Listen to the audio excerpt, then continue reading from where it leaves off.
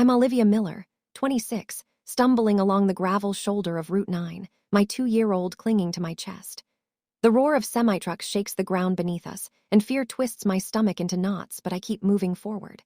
The asphalt stretches endlessly behind me, a gray ribbon of hopelessness, while every instinct screams that we are vulnerable, exposed, and alone.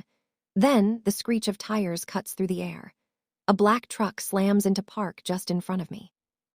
My father jumps out, his face pale, taut with rage, his eyes scanning the empty road behind me.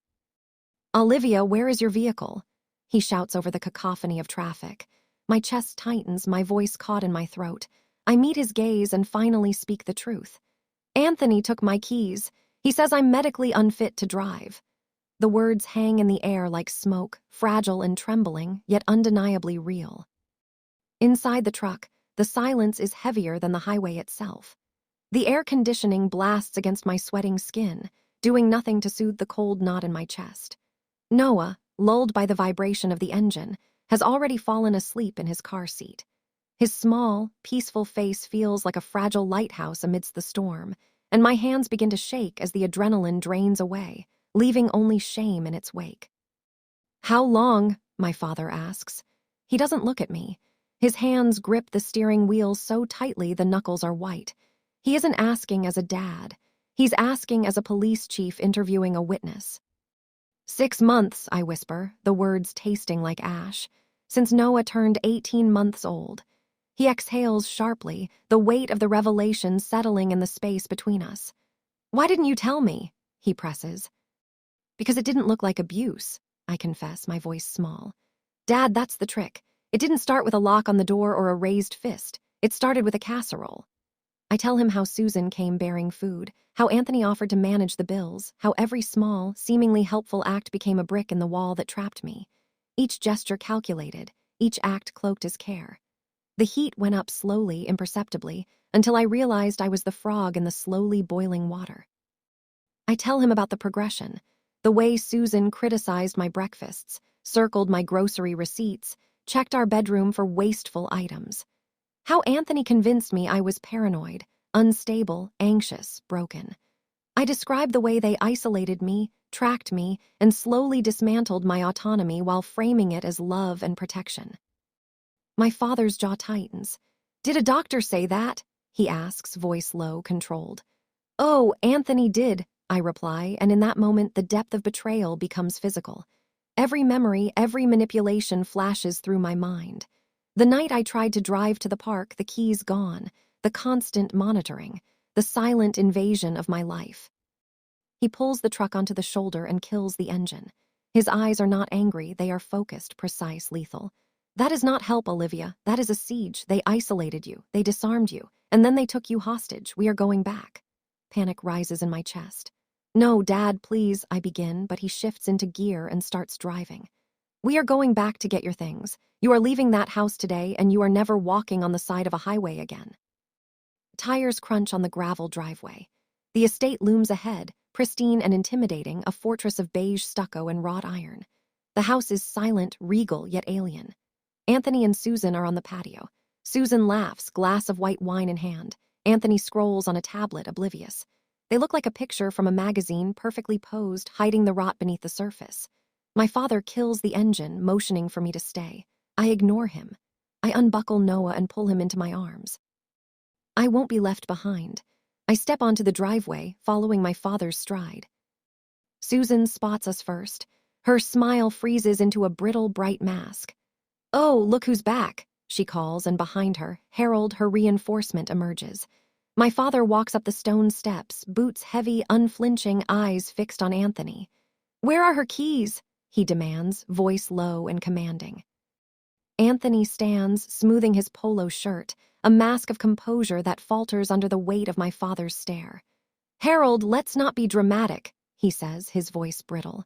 "We were worried about her. She's been unstable. We took the keys for her own safety." The casual misogyny, the patronizing tone, it makes my blood boil. I step forward. "I'm not unstable, Anthony. I'm leaving." Susan's laugh is short, sharp, a bark of disbelief. "Leaving? Where are you going to go, Olivia? You have no job, no car, barely a brain cell left that isn't focused on diapers. We're protecting you. We're keeping this family together because you are clearly incapable of doing it yourself." My father steps between us. His stare is cold, flat, immovable. "You aren't protecting her. You are holding her hostage. Give her the keys." Anthony crosses his arms, trying to match my father's height, but failing. "Or what? You going to arrest me? It's my car, my house, my rules. She can walk, but she's not taking my son." The air itself changes. Birds stop singing. My father steps closer. "You want to talk about rules? Let's talk about the law. You are withholding her property. You are restricting her movement. Attempt to stop her with her child. That is unlawful imprisonment." Susan's mouth snaps shut, thumb frozen over her phone. I run past Anthony, ignoring the chaos around me. Inside, the house is alien and cold. I gather Noah's things, our documents, anything I can grab. My father blocks the hallway, a silent barrier between me and the people who dismantled my life piece by piece. I find my hidden folder under the mattress, screenshots, bank statements, loan documents, messages, everything I've been collecting for months. I whisper to him, "I wasn't just surviving, I was gathering ammunition." The invisible chain of the survivor, I think. You wait for the lock to appear, and then you pick it.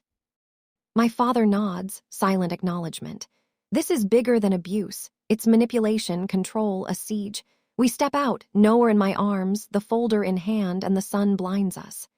Anthony and Susan are exposed, powerless, their perfect picture shattered. And for the first time in 6 months, I feel the first real taste of freedom. The story isn't over.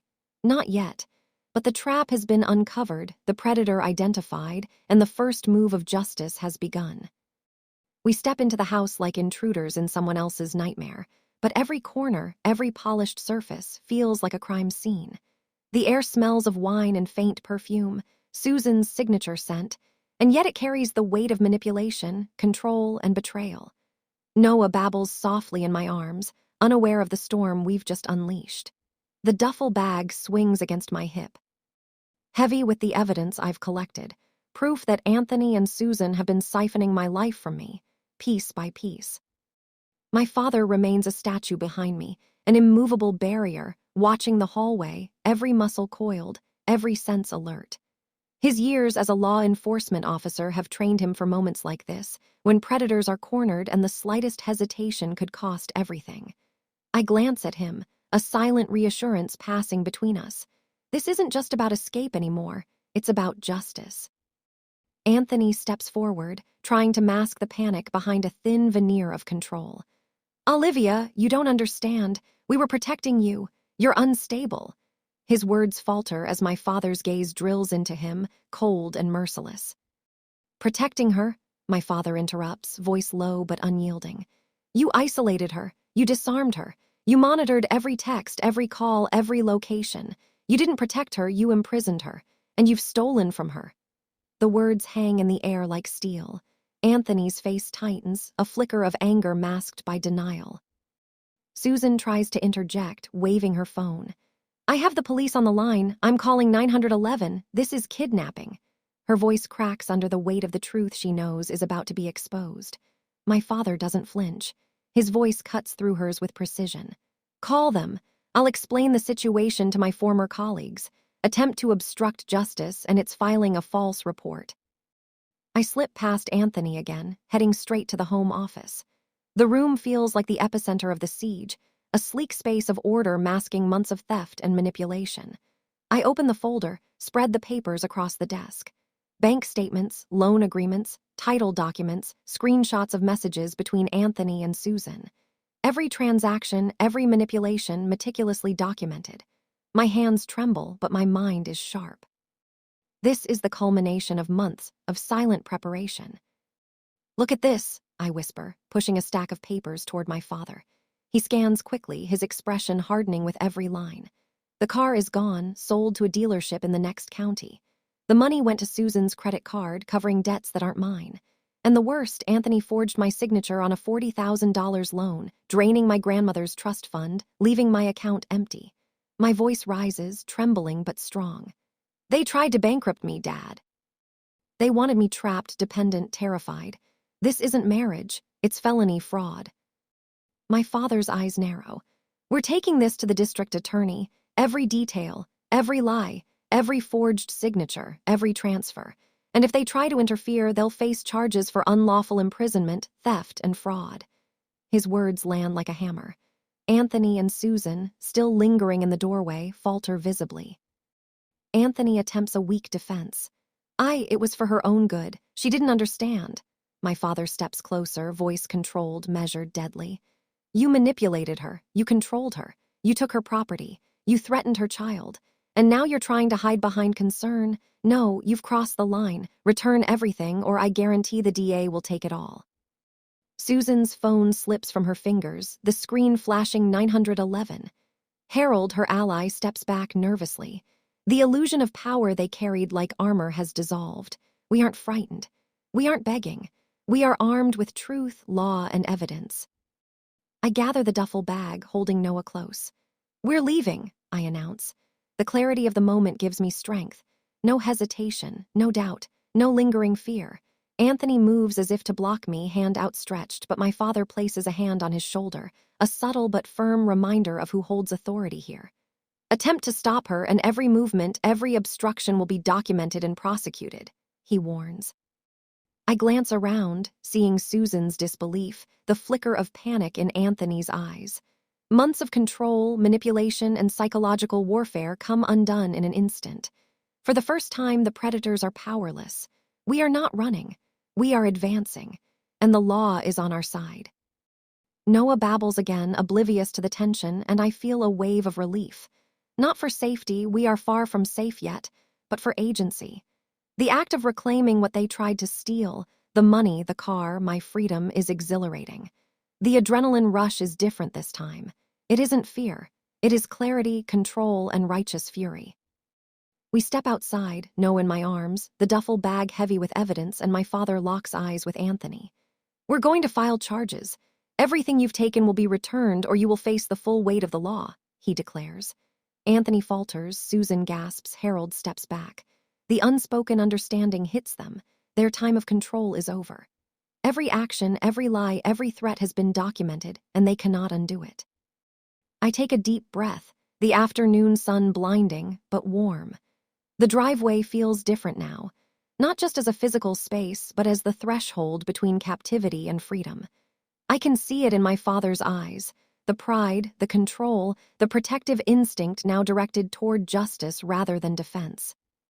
I'm no longer the frightened, isolated woman walking on the shoulder of a highway. I'm Olivia Miller, survivor, strategist, mother, and today marks the beginning of reclaiming everything they tried to take. Not just my property, not just my freedom, but my dignity, my agency, and the future of my child. Anthony and Susan retreat indoors, their voices shrill but ineffective. Every corner of their fabricated protection has crumbled under the weight of truth. My father turns to me, a rare, brief smile breaking his stoic exterior. Are you ready? He asks. I nod, tight-lipped but resolute. Today is not the end. It is the first victory. The law is on our side, and for the first time in 6 months, we are truly in control. And yet, even as we leave the driveway, the tension lingers. This is only the beginning. Anthony and Susan may attempt to resist, to lie, to manipulate again. But we have the evidence, we have the law, and we have each other. For the first time, I feel the weight of preparation, patience, and strategy translating into power. And it is intoxicating. The courthouse loomed ahead like a fortress of justice. Its stone steps were polished, unforgiving, each echoing footstep announcing the arrival of truth. I clutched Noah to my chest, the duffel bag slung over my shoulder, heavy with months of meticulously gathered evidence. My father's hand rested lightly on the small of my back, a silent anchor, steady and unwavering. We weren't here to beg. We were here to claim what was ours. Anthony and Susan arrived a few minutes later, dressed in their usual polished armor of wealth and composure, but the subtle tremor in their movements betrayed the panic beneath. They thought appearances could shield them from accountability, that charm and wealth were armor against justice. They had no idea that we carried the weapon they never saw coming, the law meticulously documented, and the truth, relentless and undeniable. The courtroom smelled of varnish, polished wood, and tension. The seats were filled with quiet observers, whispers of curiosity blending with the anticipation of confrontation. Anthony's eyes scanned the room, landing on familiar faces, faces that mirrored the disbelief of anyone who ever thought a manipulator could operate with impunity. Susan's fingers twitched nervously, the phone she clutched useless now that the law was no longer a distant threat but a looming certainty. Our lawyer, a sharp, no-nonsense woman named Patricia, met our eyes briefly. She gave a subtle nod, and I felt the weight of months of preparation lift slightly. This was the culmination of patience, evidence collection, and strategic planning. The file we carried contained every detail: bank statements showing the theft, the forged loan documents, intercepted messages proving the manipulation, and photographic evidence of the destruction they caused. The moment of reckoning had arrived. The prosecutor called the case first, presenting a calm, meticulous summary of events. "Your Honor," she began, "we are here because the defendant, Anthony Miller, along with co-conspirator Susan Harper, engaged in a deliberate and systematic scheme to isolate, manipulate, and defraud the plaintiff, Olivia Miller, over a period of 6 months. They controlled her access to finances, monitored her movements, and unlawfully attempted to restrict her freedom, all while executing fraudulent financial transactions in her name." She gestured to the documents laid out on the desk, each sheet a nail in the coffin of their lies. Anthony's face paled as the evidence was presented. His confident posture faltered with each statement, each document, each undeniable proof of wrongdoing. Susan leaned forward, whispering rapidly, but the words fell on deaf ears. Their web of deceit was unraveling in real time, and they were powerless to stop it. The judge, an older woman with keen eyes, tapped her gavel lightly. "Proceed," she said, voice sharp, and the first witness, me, was called. I stood, feeling Noah squirm slightly in my arms. My father stood behind me, silent support, unwavering. The weight of months of fear and manipulation pressed down, but now it was tempered by a newfound clarity and purpose. I recounted every detail: the small acts that masked control, the theft of my car, the forged loan, the monitoring of messages, the isolation, and the psychological manipulation. Each word was deliberate, each pause measured, each glance to Anthony and Susan a subtle declaration. The cage is broken, and I am free. When I finished, Patricia handed the files to the court clerk, and the prosecutor highlighted the transactions, the messages, the deliberate acts of control. The courtroom air thickened as the scale of Anthony and Susan's misconduct became undeniable. The defense attempted to counter, claiming concern, protection, and misunderstanding, but the law is precise, and evidence is impartial. Every claim crumbled under the weight of documented reality. The cross-examination was brutal, precise. Patricia methodically dismantled every excuse, every attempt to obscure responsibility. Anthony's voice grew tight, defensive, Susan's posture rigid, betraying the anxiety they had tried to hide. My father watched silently, a guardian ensuring that the predators would feel the full weight of justice. By the time the judge called for a brief recess, it was clear: Anthony and Susan were exposed, powerless, and accountable. We stepped outside the courtroom for a moment, and I allowed myself a deep breath. Noah babbled softly, and for the first time in months, I felt a surge of genuine hope. But the battle was far from over. The recess was a tactical pause, a moment for the predators to regroup if they could, before facing the full force of the law. When the court reconvened, the sentencing phase began. Anthony and Susan sat side by side, silent, as the evidence of fraud, unlawful imprisonment, and financial manipulation was summarized. The judge's voice was firm, unyielding. "The court finds the defendants guilty of unlawful imprisonment, financial fraud, and psychological manipulation. Restitution will be made to the plaintiff, Olivia Miller, for all funds wrongfully taken. Additionally, probationary and custodial sentences will apply as determined by the court." The words struck like thunder, each syllable a reminder that power built on deceit and control cannot withstand truth. Anthony's face went ashen. Susan's hands shook, their carefully constructed personas crumbling. My father's eyes glinted with a quiet satisfaction, not vengeance, but justice, the balance restored. I felt a rush of vindication, tempered by relief and resolve. The law had spoken, and it spoke clearly, decisively, and immovably. After the verdict, the court clerk facilitated the return of stolen funds, the reversal of unauthorized transactions, and the formal documentation of restitution. Every detail, every act, every stolen cent would be returned. Anthony and Susan had underestimated patience, strategy, and the meticulous power of evidence. They had assumed fear and isolation would remain unbroken. They were wrong. Every move we made was calculated, precise, unstoppable. Today, their web of control lay in ruins. Leaving the courthouse, Noah babbled happily, unaware of the long months of preparation, fear, and strategy that had brought us to this moment. I held him close, the weight of the duffel bag now symbolic rather than burdensome, carrying not just evidence but the tangible proof of freedom reclaimed. My father drove us home in silence, the quiet filled with the unspoken satisfaction of justice, the peace of a predator cornered, the calm that comes after the storm. Anthony and Susan's downfall was complete, their control obliterated by law, evidence, and patience. They would face the consequences of their actions for years to come. Meanwhile, we returned to a life of choice, of freedom, of agency. Every document, every restitution. Every court record was a brick in the fortress we had rebuilt around ourselves.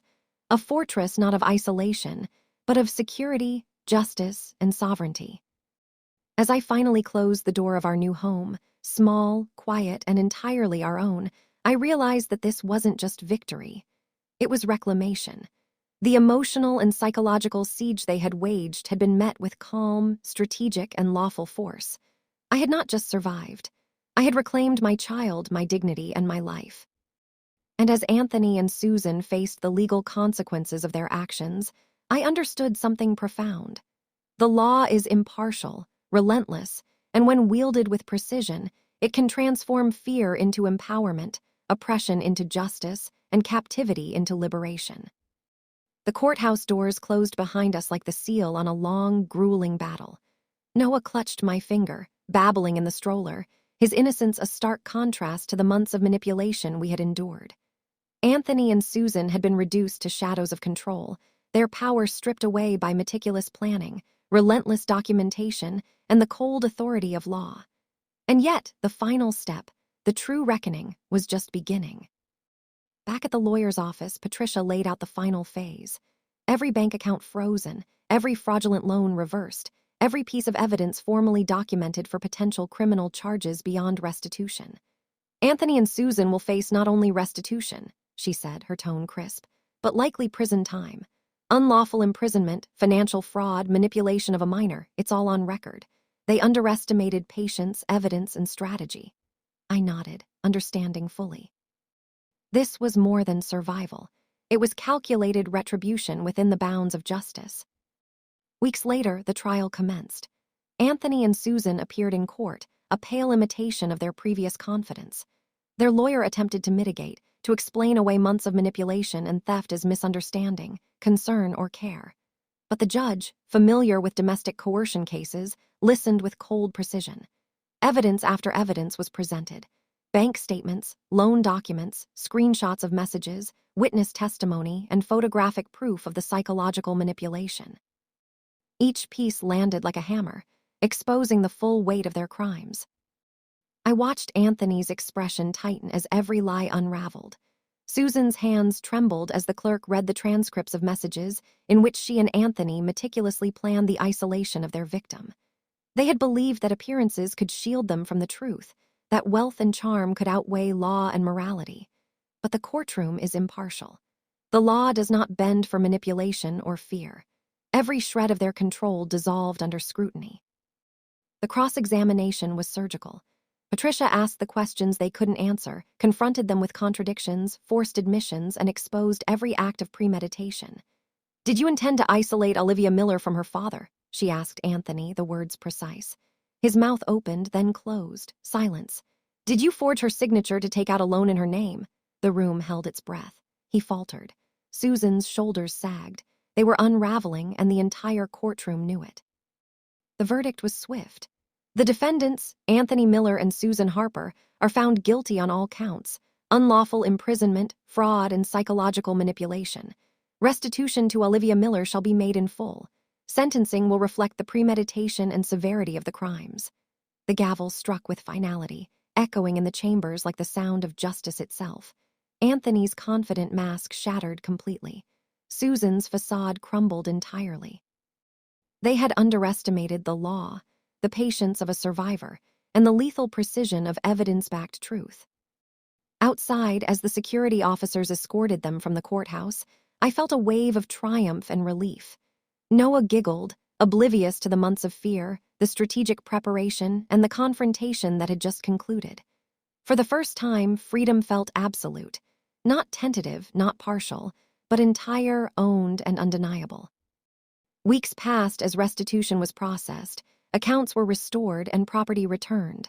My car, my funds, my trust, the pieces of my life had been returned one by one.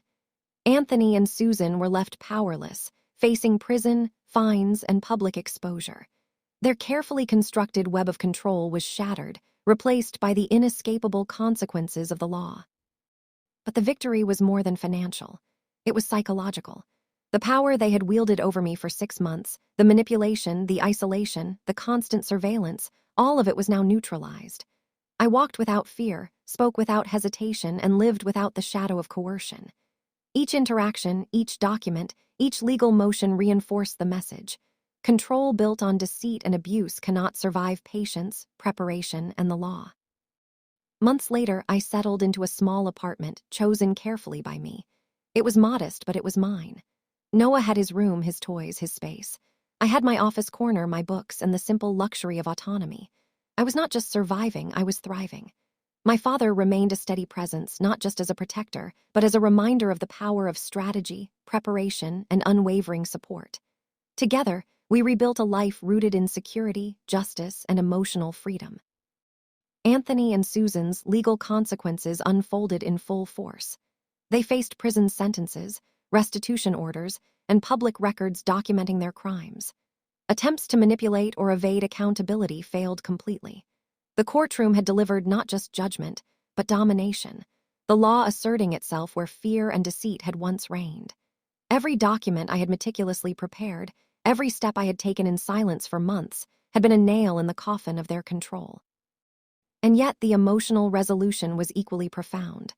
For 6 months, I had been a prisoner in my own home, my autonomy stripped away, my child leveraged against me. Today, I was not just free, I was vindicated. Every financial loss recovered, every legal point asserted, every exposure of deceit was a message. Coercion cannot endure against patience, truth, and the law. Noah slept peacefully in his crib, and I watched him, the weight of the past months finally lifting. I thought about the women and men who had been in my position, trapped by manipulation and fear. And I realized that preparation, evidence, and courage could turn victimhood into strategy, despair into empowerment. Anthony and Susan would never regain control. They had been legally, emotionally, and publicly dismantled. My life was rebuilt on the foundations of freedom, law, and the unshakable principle that justice, once meticulously pursued, is absolute. And for the first time in a long time, I could breathe. Not tentatively, not carefully, but freely, fully, and with the certainty that the predators had been defeated by patience, preparation, and unassailable truth. This wasn't just survival. This was domination, legal, moral, emotional domination. They had tried to imprison me, to bankrupt me, to control me, but patience, planning, and law turned their power into their undoing. I had taken back my life. I had taken back my child, and I would never look back. The predators had been exposed, the law had prevailed, and justice, complete, uncompromising, absolute, was mine.